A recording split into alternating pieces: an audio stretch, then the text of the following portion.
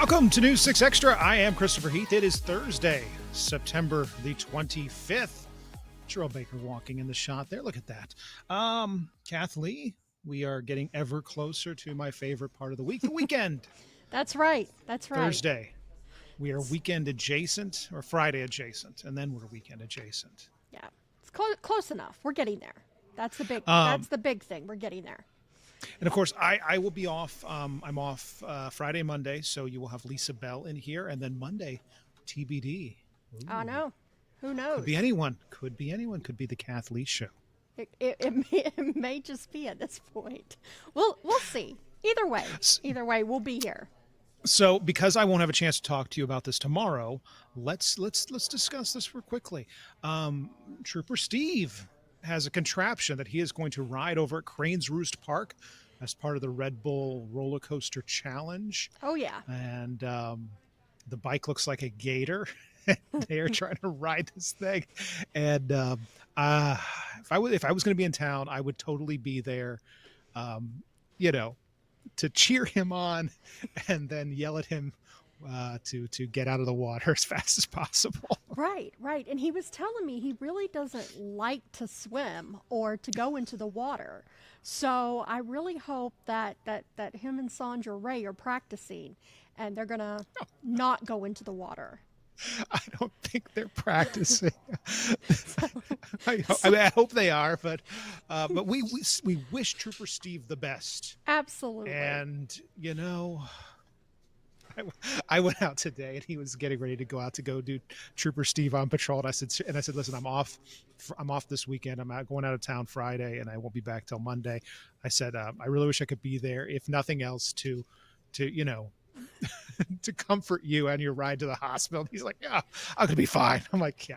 So I know I'm a little nervous for him. I'm actually thinking about going and watching. You should go, but cheer him on. He was saying that there's going to be like 30,000 people out there. I don't know how true that is, but it's be a big turnout.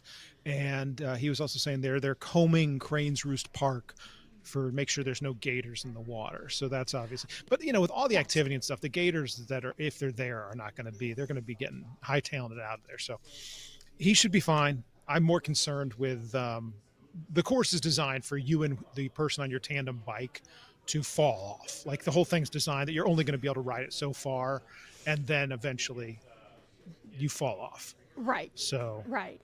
It's That's almost what inevitable. I'm worried about. That's what I'm worried. I'm worried about injuries. Yeah. I think Steve would be okay. He strikes me as the kind of person that gets out of this without a scratch. But it is fun to needle him just a little bit. That is true. All right, let's bring in Michelle Morgan because she has our weather. And Michelle, how did you end up not riding on this death bike that Steve has concocted? Did that come swim. Across? There it is. And that is it. And Michelle is off the list. Can't swim, can't float, can't do any of those things. We'll get you some water wings. It'll be fine. Yeah. Oh, my goodness. Not a very good candidate for that. When Steve first came up with this, he says to me, he goes, I got an idea. We're going to get this tandem bike. We're going to do the Red Bull thing. And it's going to be me and Candace. And I go, under no circumstances are you putting Candace Campos on that bike. You can go, Steve, and risk your own life, but you're not taking Candace with you. No, he sure is not. So we're in the peak of hurricane season. We need everybody here. Oh my goodness. Good point. So anyway, he is going to do that. We wish him the best. Steve, if you're watching, and I'm sure you are, we wish you the absolute best. I want to see you win this. I think you can win it. Yeah. No. I think he can win it too. He's had the training to do things like that. Has he? Has he? I'm hopeful he has something close enough to this type of training. I don't know that there's any kind of training to prepare you for riding a tandem bicycle over a course designed by the good people who gave you 200 milligrams of caffeine in a small can over water. Nothing prepares you for that. Well, we'll see, won't we? We will. We will. All right. Okay. On to the weather. We have now two named storms out Two there named doing this thing, storms, yes. and we're Gabrielle investigating and the last one. Umberto. Yeah. And after 94L, Umberto yes. is what's the next one? Umberto. Okay. Imelda. Imelda. And then the names go from Umberto and Imelda to being boring. They go from that to I think like To- what Jason and Karen. Those are not boring names. I mean, they're Is that not what you're saying? Umberto and Imelda. You know, Oh, they those don't have names a got a little little bit of flair. a little flair to them. I see what I mean, you're okay, saying. how They're many not like Jasons do you Chris and know? Michelle. Chris is a very I know common, boring one. name. I'm stuck with it. It's what I got. Michelle is pretty What? boring too. Well, how? I mean, how many Jasons do you know? I know one. That's it. Mhm, You only know one Jason? just 12 one. Jasons.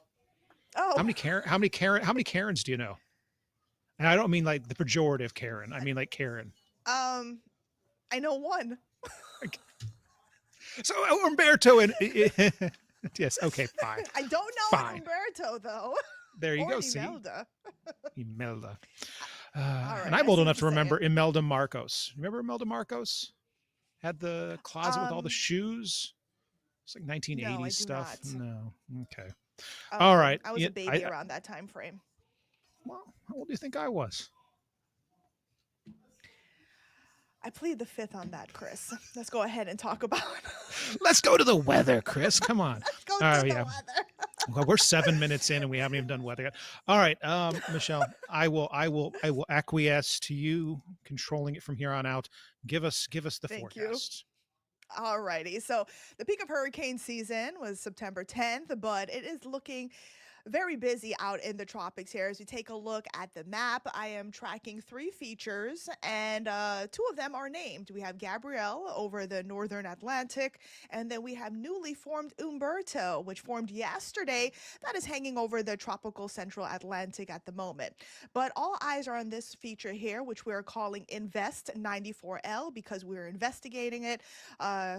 The hurricane hunters are going to go inside and just sample, see what's going on with this system. But it is bringing some heavy rain and also some strong winds to parts of Hispaniola today.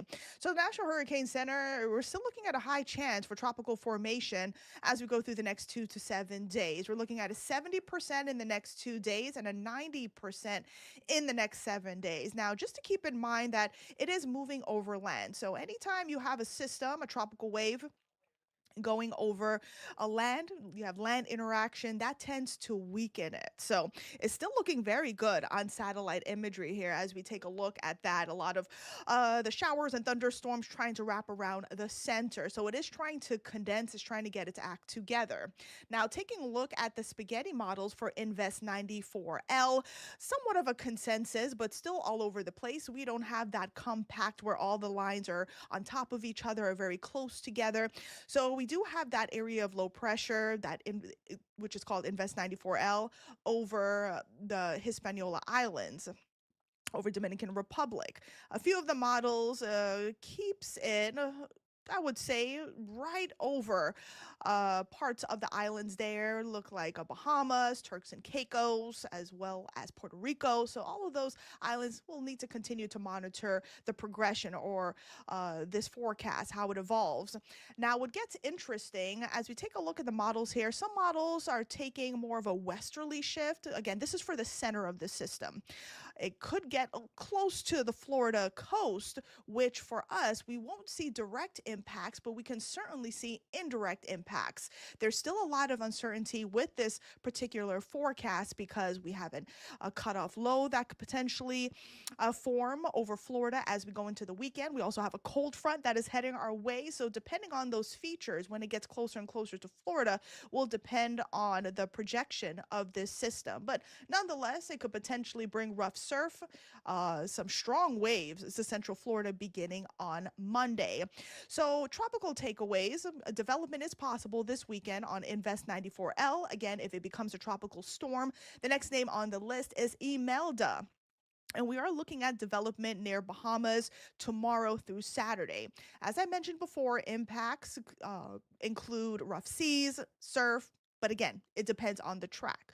So, the questions that are still there that we're asking ourselves, how will the storm interact with those features I mentioned, that cutoff low, as well as that cold front that will be moving in this weekend, and how close will it get? We'll continue to watch the forecast very closely, but as of right now, my thinking is that rough surf for sure beginning on Monday due to this system or due to possible Imelda. A quick update on Hurricane Gabrielle. It is still swirling over the northern Atlantic. It's packing winds of 75 miles per hour and it is gunning it, moving it to the east at 32 miles per hour. So it is moving fairly fast.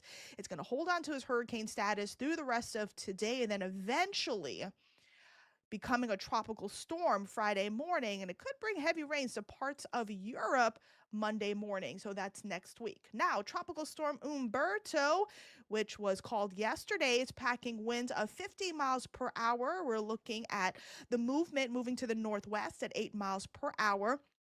And it is expected to become a Category 1 hurricane soon as we head into the weekend, and then potentially a Category 3 hurricane, which is considered a major hurricane, by Sunday morning. And as of right now, the latest track shows it's staying over sea at least up until Tuesday morning, with winds of 110 miles per hour as it begins its turn, staying west of Bermuda as a Category 2 hurricane, excuse me. So we'll continue to watch those storms as the weekend progresses heading into next week. But another thing I do want to show you, this is a GFS model. These are the winds.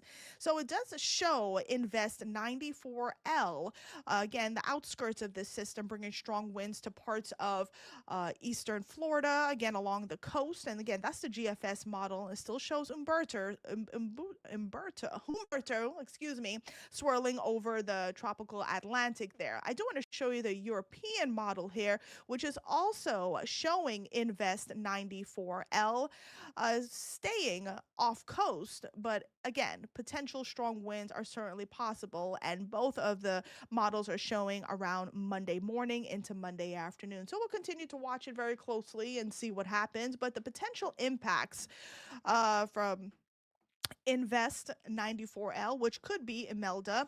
Moderate rip current risk Saturday and Sunday, and then a high rip current risk on Monday. And I mean, we could see wave heights up to 10 feet on Monday, which we could see poor boating conditions. So keep that in mind for Monday. And the satellite and radar just showing, just to paint a picture of how far away these systems are. So you have Humberto there out in the central Atlantic, and then you have Invest 94L. So they're about 835 miles away from each other. So they're fairly close. And the hurricane hunters are going to continue to sample these systems, see what's going on, and also check out the outer or the atmosphere, see if they could get a little bit closer to each other. So again, there's a lot going on. Now, locally, everything is quiet. Not tracking any rain just yet. There's that cold front I was talking about that is bringing some rain to parts of southeast Louisiana. That's expected to move into central Florida as we head into the weekend. Temperatures are toasty in the lower 90s and upper 80s across the region, but rain chances will be higher in a few locations, all thanks to the colliding sea breezes today, calling for a 60% chance for showers and storms in Orlando, and then a 30 to 40% chance for other locations across the region. Now, your day planner, temperatures getting into the lower 90s today, not feeling fall-like whatsoever. Scattered rain and thunderstorms are possible, with a few of those thunderstorms producing heavy rain and gusty winds up to 40 miles per hour after 4 o'clock, and a few lingering showers are possible tonight. Now, forecast highs above average, 93 for Sanford, Kissimmee, and Leesburg, 91 in Palm Coast, and 90 in Daytona Beach. Clouds and rain forecast showing storms and a few downpours beginning to pop up across the region, get a little break. And we could see a few lingering showers and storms heading into tonight for parts of Lake and Orange counties, maybe Flagler County. And then fast forwarding things into Friday morning, a few showers are possible early tomorrow morning. So if you're commuting early, you may run into some heavy rain, especially across the metro area. and then getting a little break from the rain. And then around noon, more showers and storms beginning to pop up. So I'll leave you here with your 7 day forecast. We are looking at 93 today, 60% chance for rain, 91 tomorrow, also a 60% chance. Rain chances begin to dwindle as we head into the weekend between 40 to 50%. Still toasty though in the lower 90s. We're going to keep the lower 90s around as we head into next week with a 30% chance for rain, Chris. Thank you, Michelle. I know you're working on your 6 things to do this weekend. Can I I ask? am, and i- of is the course you can ask. is the Oktoberfest in Oviedo one of them? Yes, it is. Got it. I won't be going. I'll be out of town. But I keep seeing. I guess somewhere in my Facebook feed it pops up. It's like, you like beer, and I'm like, I do like beer. You seem like you would like pretzels. I do like pretzels. How about sausage? And I'm like, I'm listening. So I have that one on there. Also, in Lake Nona on Saturday, there is a Stein hosting fest, Oh, Oktoberfest, but there's a Stein hosting contest, excuse me, that will be happening there on Saturday starting at 6. So that looks like a lot of fun too. okay. See, there it is. You get two out of the 6 already today. Yes. A little teaser. You Yeah. get the rest A tomorrow. little No more teaser. freebies. No more freebies. All right. Thank you, Michelle. Keep an eye on those Thanks, storms for me. All Chris. right. All right. Thank you. All right. So, if in 2022, the U.S. Supreme Court handed down what's known as the Bruin decision. The Bruin decision is where it's dealt with firearms, and it's also where the court got this new way of looking at laws, especially laws that interact with the Constitution and the Bill of Rights, and developed this framework called text, history, and tradition. And it is because of that the courts in Florida, now looking at some of our gun laws, have concluded that Florida's prohibition on open carry is unconstitutional, with the courts here in Florida citing the Bruin decision from the U.S. Supreme Court and the framework of text, history, and tradition, and saying that Florida's structure for banning open carry is both facially and as applied unconstitutional. Because of that, today, officially, open carry is legal in the state of Florida. That doesn't mean, though, that you can carry your weapon everywhere. Stephanie Rodriguez has this story. Well, open carry is the law now in Florida. There are places that people are federally banned from having firearms. But when it comes to the state, the rules aren't clear yet. So the statute prohibiting open carry is gone. Attorney James Phillips is a partner at Orlando's firearm firm with an expertise on the Second Amendment. We had a case that came out of the First District Court of Appeals on September the 10th that found that that ban on open carry violates the Second Amendment, therefore is unconstitutional. And Florida was kind of an outlier in the United States when it came to open carry. Yeah, there was only a handful of states, with Florida being one of them, that had a blanket ban on open carry. While the ruling cleared the way for open carry, it didn't provide any stipulations as to where people can't open carry, and that could be an issue. This didn't go through the legislative process. We didn't have a bill that was signed into law that said, hey, open carry has been revoked, but here are the parameters for it. Florida law already bans carrying of guns in places like legislative meetings and polling places. That hasn't changed. Also, federal law prohibits guns in places like schools, police stations, post offices, and federal courthouses. What we advise people to do is somewhat abide by the prohibited locations for CWFL holders. That's the safest bet. Until we get a little bit more direction, I assume there's going to be a lot of legislative bills coming out relatively quickly to address prohibited locations. Now, if you go on private property and the owner prohibits firearms, they can ask you to leave. And if you don't, you could face a felony charge. Reporting in Orlando, Stephanie Rodriguez, News 6. And of course, that's the important thing to remember, is that just because open carry is here, there are still obviously places that are going to be off limits for you to carry a gun. There's also going to be, again, private property is private. You can't, go into a store and carry your gun if the store prohibits it. It's the store's prerogative as a private business. So we'll see. And I think, James makes a great point there, and Stephanie also brought this out, I think, really well in the story. The legislature is going to have to do something about this with the courts opening this up and invalidating the law.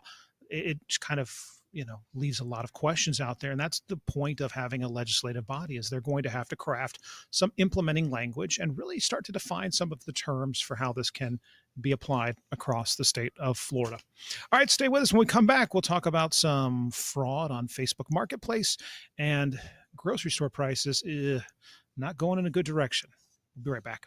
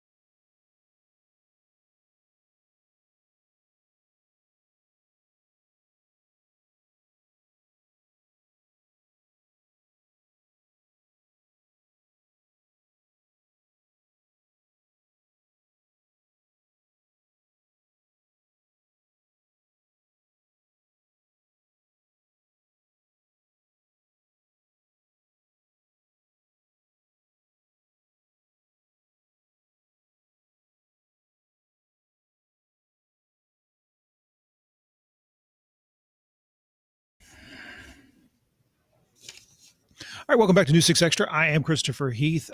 Facebook Marketplace. It's, great if you're doing a little spring cleaning, want to get some stuff out of the house, maybe make a couple bucks off of it. It's also good if, let's say, you're looking for that certain item and you don't want to have to go pay retail and you don't mind slightly used and want to maybe help your neighbor do some of their spring cleaning. The problem is that crooks have taken to Facebook Marketplace and started to exploit it and exploit people who are trying to, honestly buy various products on there. And as Lewis Bolden reports, the latest involves a family who lost their life savings trying to buy a car. Yeah, I bought it out in Mount Dora with 30,000 miles on it. Jeffrey Colcatty enjoys his 2002 Chevy Avalanche so much, These are all toolboxes. he decided he wanted a newer version, And just like it. The back actually comes out. He says his search took him to Facebook Marketplace, where he thought he found the perfect vehicle. So I found this one on the internet. Okay. 8,000 mile one. Thought it was a great deal. The guy called me back. We talked. He's telling me how nice the truck is, pristine. The company then sent the vehicle's Carfax report and a purchase agreement. The seller was Driveline Motor. The sale price, $12,300, and it was signed by the CEO. Colcatty and his wife were ready to go. At any point, did you feel something might be off? No. Jeffrey wired the $12,000 and the signs of fraud emerged. The company's website disappeared, phone numbers were disconnected, and emails vanished. It was all the savings the couple had. I lived my whole life, never had a savings account. That was the first savings account I ever had. Excuse me. The crooks used a name similar to a real business. Instead of Driveline Motor Cars, they used Driveline Motor. According to the FTC, the amount of money Americans lose to fraud increases every year. In 2024, it was $12.5 billion, a 25% increase from the year before. Shame on them. Shame on Facebook. They shouldn't even have a marketplace. Trusting someone online, especially on a social site, you have to do the vetting. Holly Sammons is the president of the Better Business Bureau of Central Florida. She says people assume that social sites have protections in place to prevent fraud. It had everything on it. They don't. The social site is not going to do the vetting for you. Just because there's a listing doesn't mean anyone has done any sort of vetting. That's on you. She says when it comes to high-ticket items, don't send more money than you can afford to lose. And definitely don't send money without seeing and inspecting the item first. And if possible, use a credit card instead of wiring cash. Now I know. Now I know. I'll never buy nothing without seeing it again. Remember, don't fall for the scheme, don't get ripped off, but if you do, email me at theinvestigators@WKMG.com. I'm Louis Bolden, News 6. So tomorrow is when we will get the inflation report for the most recent quarter, and economists have put it at about 2.8% is what they're expecting, which is kind of in line where it's been the last couple of quarters. And one of the things that they're looking at within this is not just core inflation, but overall inflation. However, these reports are nebulous to say the least. Those of us, when we go out shopping, you feel this. You feel how much things cost. You notice that the thing you bought 2 weeks ago is now 25, 30 cents more. And as Jolyn Kent reports, grocery prices are the main place that people are experiencing inflation firsthand, having watched them increase steadily over the last year. A trip to the grocery store is stinging a little more at the checkout. $16.99 for one pack of pecans. It's insane. Yeah, it's bad. I can't believe how much some of this stuff costs, actually. Overall, grocery prices have continued their upward march, rising nearly 3% compared to last year. Food prices went up by 0.5% from July to August. That's the fastest monthly increase since fall of 2022. It was driven in part by commonly imported groceries. Tariffs have a huge impact on grocery prices. Food industry analyst Phil Lempert is known as the supermarket guru. Why are we seeing these increases? Number one is climate change. We can't grow our food where we used to grow it. Now it's had to move to Central and Latin America. Number two is a labor shortage. And then third is our tariffs. Among the biggest price jumps, coffee up more than 20% compared to a year ago. We got 50% tariffs on coffee from Brazil, and we import about 35% of our coffee beans unroasted from Brazil. Coffee's going to get more expensive. Grocery prices, they've really been soaring since the pandemic. Family finance expert Andrea Warrock says the biggest savings start right in your kitchen. The number one thing that you can do right now is to create a meal plan. Warrock says that cuts down on waste and keeps credit cards in check. Other tips to shop smart: stick to your grocery list. Compare prices at multiple stores. Choose store brands, which can often be 20 to 30% cheaper. And consider buying and cooking in bulk. Don't waste food. Take doggy bags from restaurants. Use leftovers. Freeze leftovers. And use those coupons and frequent shopper cards to stack up the savings. Jolyn Kent, CBS News, Los Angeles. How about you, Kathleen? You a good studious shopper? Just make a list, check it twice, or you go in there and kind of just freewheeling? No. When I make a list, I actually have a spreadsheet that has all the items that I typically buy, and then I just highlight the ones I need, and then I take that into the store. Look at you. Wow. So yes. See, and I'm the one that when I'm in there, I kind of have in the back of my mind a running list of the things that we, constantly go through at the house. Tortilla chips. My kids and my wife love cran apple juice, especially Ocean Spray brand. They also love like the Cracker Barrel mac and cheese. So anytime I'm either at like Winn-Dixie's usually my go-to, but I'm Publix as well, or occasionally the Walmart. Anytime I see any of that on BOGO or like super discount, I'm buying bulk. Bulk. Oh yeah. Now that I do shop like BOGOs, and I always try to buy store brand names. So I do try to save that way. So, and compare prices. Yeah. Squeeze every penny and buy in bulk. We were Costco people for a while, but there's a BJ's like right by our house, so now we're BJ's people. And when you got, my kids are 12 and 14, so they're eating everything. So bulk is important. They're growing. You get that right. All right. We are wrapping up today with Merriam-Webster has added 5,000 new words to the dictionary. That's a lot of words. 5,000 new words. Look at that. The Collegiate Dictionary. This is the 12th edition. Yes. New words include cold brew, dad bod, farm to table, Riz, R-I-Z-Z, hard pass, adulting, and dumb phone. Yeah, I'm a hard pass on Riz, be honest with you. It's just short for charisma. I don't know why Well- we're giving it its own word, but whatever. Listen, you know more Mir- than I did. I had to ask what Riz meant from some of the web team because I had no idea. So you're ahead of that. We're getting to be the olds. Right. You know, and but the thing is, Merriam and Webster did not consult me. They don't care what I have to say about it. That's fine. It's fine. Is there any phrases Anyway. you would put in there? No, there's certain phrases I think should be, struck, but none that I think Okay. I can, off the top of my head, want to put in there. And listen, this is just the common lexicon that we have. So, anyway, I have a rather interesting anecdote about Dr. Samuel Johnson, the compiler of the first dictionary, but we're out of time. Oh, we are. Yeah. Well, So we can save it. Save the story for when you get we'll back. save it. We will discuss Dr. Samuel Johnson and his first great lexicon of the English language when I return from Ohio. Yes. Round on the ends, high in the middle. Ohio. Okay. Thank you, Kathleen. I appreciate the welcome. time as always. Thanks for putting this together. Thank you to Michelle Morgan for the weather. And thank you for watching. Of course, we break news all the time on clickorlando.com. We'll be on the air starting today at 4 o'clock with the very latest on what's going on out at Epic Universe, the investigation into the death out there on the roller coaster, as well as what's going on out in the tropics. I will see you back here Tuesday. You have Lisa Bell in the seat tomorrow. Have a good one. Bye. We'll be